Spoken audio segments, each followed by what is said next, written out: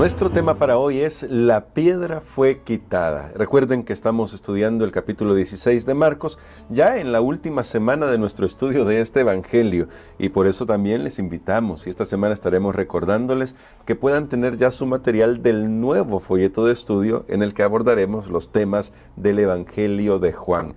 Otro evangelio que es lindísimo y que de hecho es muy lleno de contenido y que nos ayudará mucho en nuestro crecimiento espiritual.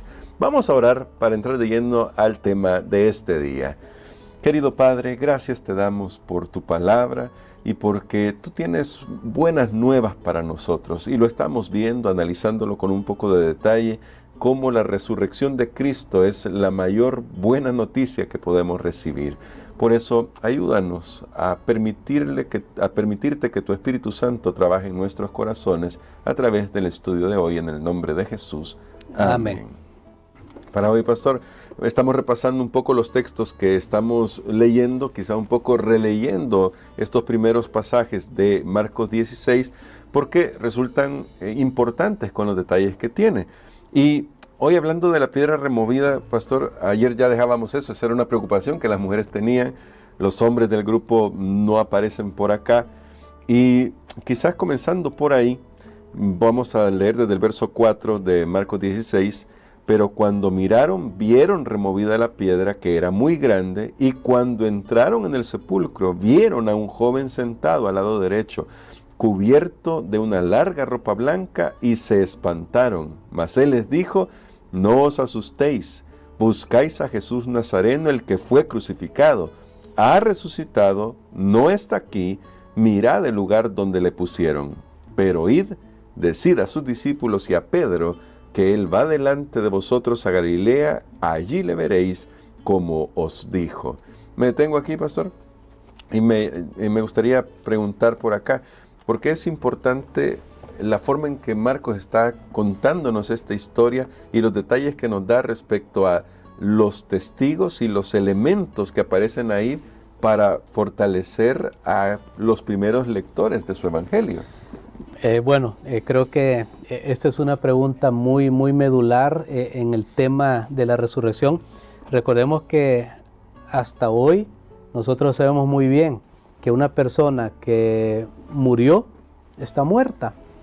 Tengo que caer en una redundancia para decir que sabemos que es imposible que esa persona vuelva a la vida. Sabemos que eso es imposible, pero toda la predicación de la iglesia cristiana se basa en decirle al mundo que Jesús resucitó. Amén. Ahora, ese es un testimonio que nosotros hemos creído y damos por sentado, pero no era tan sencillo decirle a las personas Jesús ha resucitado, porque siempre lo que nosotros vamos a querer en algo es una evidencia. Bueno, claro. ¿Cómo sé yo que esa persona que yo vi que estaba crucificada, clavada en una cruz, ahora esa persona vive? Y entonces, ¿sabe que este tema de la resurrección era tan importante que Jesús le había dicho en el Evangelio de Marcos que hemos estado estudiando? En 4 ocasiones, tenemos al menos ahí registradas 4 ocasiones, en el capítulo 8, el versículo 31, en el capítulo 9 2 veces, el versículo 9 y también el versículo 31, y en el capítulo 10 y el versículo 34, ahí tenemos 4 veces que Jesús les había dicho que iba a resucitar. Pero ahora que llegue el momento, cuando pasó toda esa crisis, que vieron sus esperanzas sepultadas, cuando vieron el cuerpo de Jesús ya ser puesto en la tumba, o al menos ser bajado de la cruz sin vida, ahí las esperanzas de sus discípulos, de sus seguidores, quedaron sepultadas. Lo sabemos muy bien porque, por ejemplo, Lucas registra esa famosa historia que se le ha llamado el camino a Emaús, y 2 discípulos que iban hablando, y nosotros que pensábamos y esperábamos, y bueno, iban totalmente deprimidos, iban tristes. Pero ahora que llegan al sepulcro, las mujeres se encuentran con una realidad. La piedra que tanto iban pensando ellas, bueno, ¿y la piedra quién la va a quitar? La piedra había sido movida.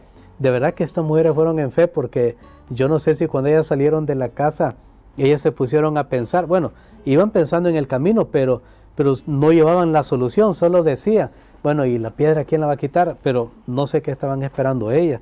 Sin embargo, nosotros notamos que Dios envió un ángel para darles la buena noticia, que la Biblia relata un aspecto de joven, o sea, no hay pecado ahí, es un semblante, es una apariencia distinta de la que tenemos los seres humanos, y entonces Dios envió un ángel, y aquí tal vez vamos a sacar una lección práctica para nosotros.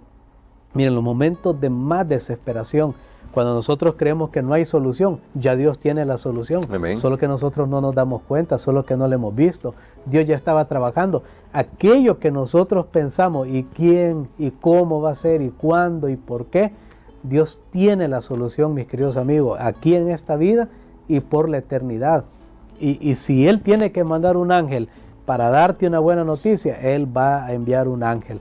Tenemos Amén. que saber eso, y eso es lo maravilloso de estudiar la palabra de Dios, porque esto no solo fue para ellos buena noticia, es buena noticia para nosotros. Pero entonces se necesitaban testigos de que Jesús había resucitado.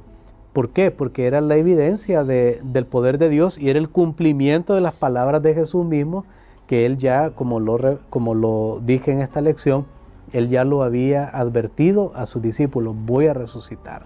Al menos en el libro de Marcos, otra vez repito, 4 veces tenemos registrada esa predicción de Jesús. Y ahora me gustaría tal vez ver un poquito ese tema del ambiente más general de Jesús resucitado. ¿Qué tal, hermano Gerson, si alguien dice, no, pero yo no creo que Jesús ha resucitado? ¿Qué tal si fue una mentira, un engaño? Si robaron el cuerpo realmente. Si robaron el cuerpo.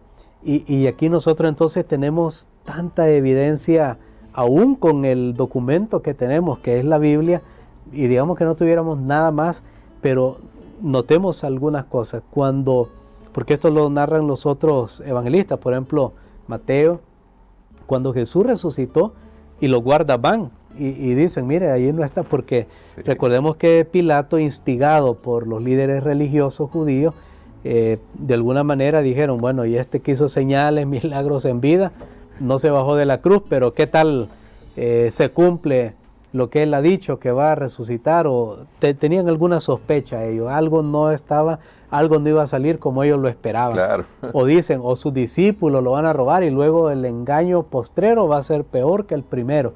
Ese era, y qué bueno que ellos...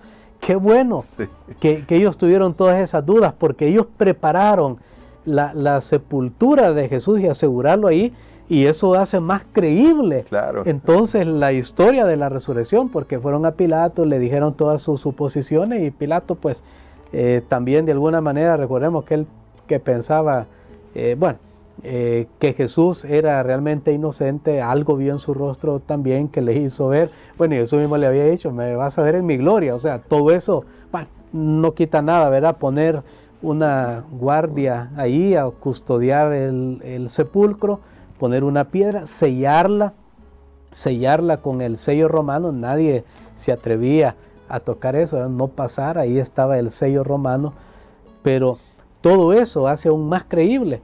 Porque entonces cuando los guardas llegan, mire, y allá la tumba está vacía, el cuerpo no está, ¿y qué pasó? Bueno, y ellos contaban su testimonio, y los líderes religiosos también se dan cuenta. Ahora, ¿qué opciones tenían ellos? Mire, todas las opciones que tenían realmente eran contradictorias, absurdas, y probaban una vez más la resurrección, porque le dicen, por ejemplo, a los guardas, díganle que ustedes estaban dormidos. Vale, supongamos que estaban dormidos. Vale, porque estaban cansados y se durmieron, vaya, estaban dormidos, está bien, pero luego los guardas dicen, y digan que el cuerpo se llevaron sus discípulos. Ojo, si estaban dormidos, ¿cómo vieron que se llevaron los discípulos? En ese tiempo no había cámara, pues bueno, vamos a revisar las cámaras y a ver, y mostrar algo. Entonces ahí cae ese argumento, una falacia. Pero entonces luego dice, los discípulos se llevaron el cuerpo. Ahora, ¿cómo los discípulos se van a llevar el cuerpo? Y qué bien, hermano Gerson, que los discípulos huyeron, que los discípulos no están presentes, ellos nos han abandonado en la historia. Bueno, obviamente a Jesús fue que abandonaron. Desde el capítulo 14, versículo 50 de Marcos, ellos desaparecieron de la escena, huyeron. Y los discípulos, ¿qué valor iban a tener? Ni siquiera tuvieron valor de acompañar. Bueno, Pedro que tuvo el valor y Juan, ¿verdad? Pedro que salió ahí manchado, pero ¿qué valor iban a tener ellos a enfrentarse con la guardia romana? Claro. No lo hicieron antes. Entonces ese argumento cae por su propio peso. Además de eso, si los discípulos, si ellos vieron como guardias que los discípulos se llevaban el cuerpo y ellos no hacen nada, ellos tenían que haber sido ejecutados. Nosotros sabemos, y está en la Biblia la evidencia, nosotros sabemos en el libro de Hechos, capítulo 16, que cuando Pablo y Silas están en la cárcel y hay un terremoto y los presos andan caminando, ¿qué iba a hacer el carcelero? Se iba a quitar su vida, porque él sabía que Roma era inflexible. Sí. A ti se te escapó un preso, tú tienes que pagar con tu vida. Entonces, pero ellos estaban ahí vivos hablando, o sea, por todos lados, su testimonio jamás pudo ser creído, pero había una evidencia todavía mucho más grande, la persona de Jesús. Amén. Jesús resucitado, que va y aparece a las mujeres, a los discípulos. Aquí tal vez nos estamos adelantando, pero aparece, y Pablo dice allá en sus escritos, aparece a 500 personas. Usted no puede negar el testimonio de 500 personas, porque cuando alguien está diciendo, no, se robaron el cuerpo, no, se durmieron los guardas, no, y tiene 500 personas diciendo, lo vimos aquí con nuestros propios ojos. Ahora, y tiene a 500 personas diciendo que lo vieron a costa de su vida. Sí. O sea, ¿quién sostiene? ¿Qué hace la gente hoy cuando ve algo y dice, no, yo no quiero meterme en problemas? Claro. Ustedes saben que eso pasa mucho ahora, la gente ve, vemos, pero no hacemos nada. ¿Por qué? Porque no nos queremos meter en problemas, y meternos en problemas tal vez que alguien no nos hable, tal vez no estamos hablando de que nos van a quitar la vida, al menos en ciertos casos, ¿verdad? Pero, ¿qué tenemos ahí, hermanos? Y yo le digo todo esto de esta manera, porque si nosotros afirmamos, bueno, la palabra de Dios afirma y nosotros compartimos ese mensaje que Jesús resucitó, es un mensaje 100% verídico. Amén. Y toda la evidencia interna del relato, no hay contradicción, toda la evidencia de las personas que vivieron allí, que vieron a Jesús resucitado, eso fue lo que le dio la fuerza a esos discípulos, a todos esos creyentes. Y cuando ellos dijeron Jesús resucitó, realmente no estaban hablando ficción, estaban hablando acerca de una realidad. Más tarde Pablo mismo dice, a mí se me apareció, a él de una manera diferente, porque Pablo pues no estaba en el aposento, no estaba con los discípulos, estaba queriendo perseguirlo, y eso cambió radicalmente el rumbo de su vida. Entonces esas evidencias realmente muestran que Jesús ha resucitado. Amén, qué tremendo, qué maravilloso es saber que tenemos suficiente evidencia para confiar. Y pastor, tal vez en este caso, para terminar con nuestra reflexión de hoy, como ya se ha dicho en otras lecciones, y usted también lo ha destacado, el que quiera dudar va a tener siempre alguna razón para dudar, pero ante las evidencias que tenemos de que Cristo resucitó, ¿acaso no sería mejor que aceptemos el testimonio bíblico? Y no solamente eso, que aceptemos el testimonio de lo que Dios hace en la vida de las personas, porque como ayer destacaba usted, pastor, al ser bautizados una persona participa de la resurrección de Cristo. Eso trae una nueva vida y ese es un milagro que solo Dios puede hacer. Amén. Y acertadamente, como alguien ha dicho, no tengo fe suficiente para la incredulidad. Sabe que cualquier camino que usted elija, usted va a necesitar fe. Sí. Usted cree que Dios es el creador de todo, usted necesita fe. Pero usted cree que no es Dios, usted necesita una fe también que le haga pensar de dónde provino entonces la materia y todo el orden, toda la organización, toda la sofisticación que hay en la naturaleza. Bueno, usted necesita fe de cualquiera de las dos maneras. Usted cree que Jesús resucitó, usted necesita fe. Usted cree que no resucitó, usted necesita fe para creer entonces que 500 personas están mintiendo, que este libro está mintiendo. Bueno, usted elige en qué tener fe. Yo prefiero tener fe en la credulidad que tener fe en la incredulidad. Pero usted va a necesitar siempre creer en algo, ya sea en no creer, creer en no creer o creer en creer. Valga la redundancia para el pensamiento que estamos teniendo. Y qué más importante, hermano Gerson, que como decía Pablo, a mí se me apareció. Sí. O sea, sí están los 500, están los discípulos, pero a mí se me apareció. Ahora, ¿cómo nosotros podemos decir hoy, a mí se me apareció? Realmente la prueba está allí. Y creo que el libro de Colosenses lo encapsula tan bien. Lo encapsula tan bien y dice, si pues habéis resucitado con Cristo, pues recordemos que el bautismo celebra la resurrección de Jesús. Dice, poned la mira en las cosas de arriba, si habéis resucitado con Cristo. Sé que la mayor evidencia que Jesús ha resucitado es que una persona pueda tener un cambio de vida. Amén. De eso se trata. Cuando una persona se bautiza no es tanto cambio de religión, de creencia, es cambio de vida. Usted ahora ha resucitado con Cristo y puede vivir, y podemos vivir una vida nueva. Creo que es la evidencia más grande. Si Jesús cambió ya mi vida, que iba rumbo a la muerte, a la perdición, con malos hábitos, con vicios, con esto, con otro, y me ha cambiado a una persona sobria, temperante, a una persona que tiene control, dominio propio, que no se deja llevar por todas las cosas que hay en este mundo. Bueno, ¿qué mayor prueba que evidencia que Jesús es un Salvador vivo, un Salvador resucitado y que tiene poder para darnos a nosotros una vida nueva? Porque es lo que decía Pablo en Filipenses 4:13, todo lo puedo en Cristo que me fortalece. Pues si Cristo está muerto, ¿qué puedo yo en Él? Nada, pero Él vive. Y creo que la vida cambiada, transformada. Y por supuesto, alguien preguntaría, ya usted no tiene nada que cambiar. No, tenemos mucho que seguir cambiando. Pero aunque no somos lo que debemos ser ahora, tampoco somos lo que éramos.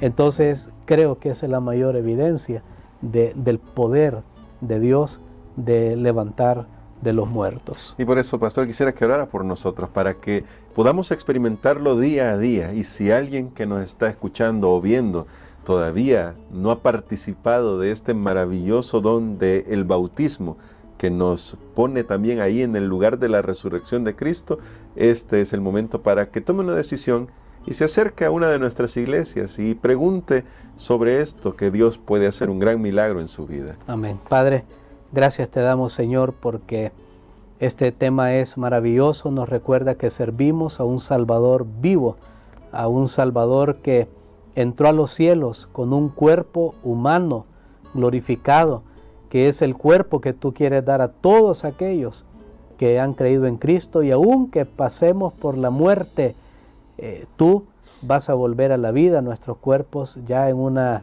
nueva modalidad, cuerpos glorificados, para vivir para siempre contigo. Gracias, Señor, por tus promesas. Gracias porque desde hoy podemos experimentar una resurrección espiritual. Podemos pasar de la muerte al pecado a una vida nueva. Ayúdanos para que esto sea una realidad en nuestras vidas, Señor, y que sepamos que así como ha sido real esa transformación, así será real cuando nuestros cuerpos que vayan al polvo se levanten para vida eterna. Todo esto lo pedimos en el nombre de Jesús. Amén.